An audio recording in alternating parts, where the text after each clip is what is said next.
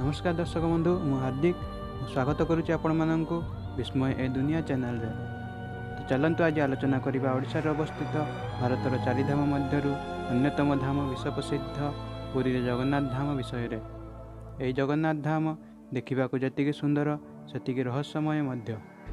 तो चलतु आज आलोचना करवा ये जगन्नाथ धामर 10टी रहस्य जहाँकि प्राय बहुत अल्प लोक जानिथिबे।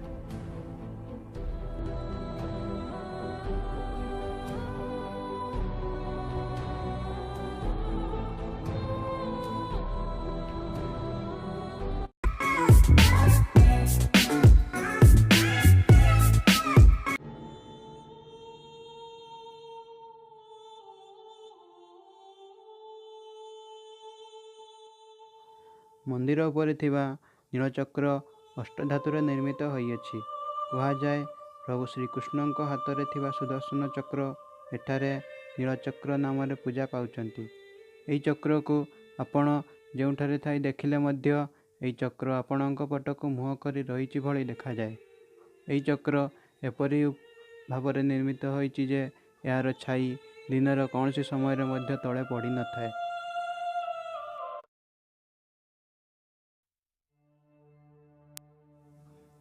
मंदिर चारिपटे घेरी रही पाचेरी को मेघनाथ पाचेरी कहुए। यही पाचेरी एपरी भाव निर्मित होइछि जे आपण द्वार मध्य दे देवल भीतर को प्रवेश करिले मंदिरर बाहर शब्द शुणा पाइबे नहीं किंबा मंदिर मध्य समुद्रर गर्जन शब्द शुणा पाइबे नहीं।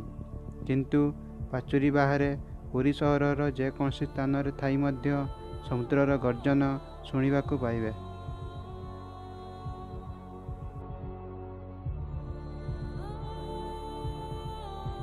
प्रकृतिर नियम अनुसार प्रत्येक जिनिस पवनर दिगरे उड़ी थांती, किंतु श्रीमंदिर उपरे थिबा 214 फुटर लंबर पताकाटी सबुबले पवनर विपरीत दिगरे उड़ी थाए।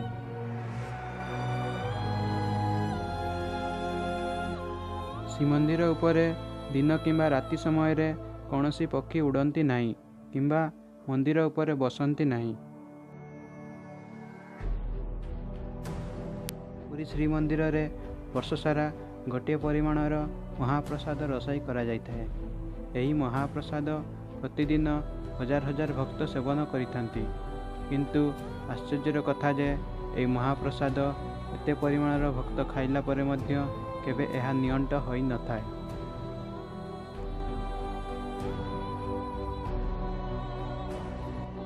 पुरी श्रीमंदिर रे थिबा रसोईशाला को दुनियार सबुठ बड़ रसोईशाला बोली कह जाए।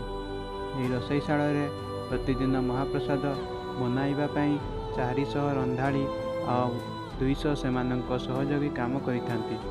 रसोईशाला रे महाप्रसाद बनाइबा पई 7टी माटीर पात्र को गोटे ऊपर गोटे रखी गोटे चुली रे बसा जाइଥାଏ।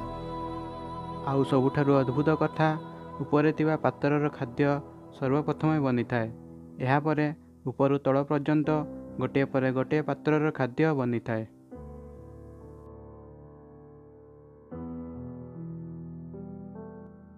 पुरीर श्रीमंदिर मध्यरे एक विराट बटवृक्ष अछि।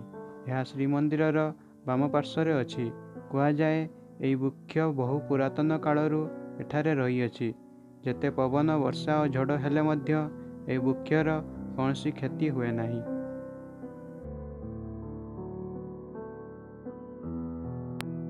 पृथ्वीर प्रत्येक स्थान रे दिन बेले समुद्र भूमि को और राति समय रे भूमि समुद्र को पवन बही थाए, किंतु पुरी रे समुद्र मुहाण रे एहार विपरीत होता है।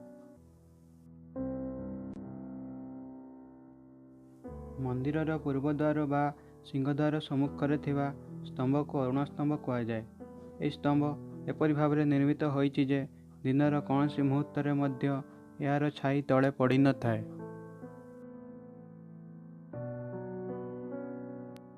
किछि वर्ष पूर्वे मंदिर उपरु एक 10 ରୁ 15 टन ओजनर पत्थर तले खसी पड़ीथिला।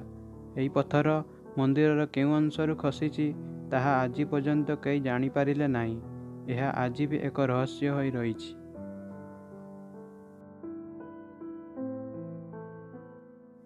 ଏତେ ସବୁ ରହସ୍ୟକର ଘଟଣା କିପରି ହେଉଛି ତାହା ଆଜି ପର୍ଯ୍ୟନ୍ତ କେହି ଜାଣିପାରୁନାହାନ୍ତି ଓ ବୈଜ୍ଞାନିକମାନେ ମଧ୍ୟ ସନ୍ଧାନ କରିପାରୁନାହାନ୍ତି। ତ ଆଜି ପାଇଁ ଏତିକି। ଏପରି ଆହୁରି ଅନେକ ନୂଆ ନୂଆ ଭିଡ଼ିଓ ଦେଖିବା ପାଇଁ ଲାଇକ୍, ସେୟାର ଓ କମେଣ୍ଟ କରିବା ପାଇଁ ଜମା ଭୁଲିବେନି ଓ ସବସ୍କ୍ରାଇବ୍ କରିବାକୁ ଜମା ଭୁଲିବେ ନାହିଁ।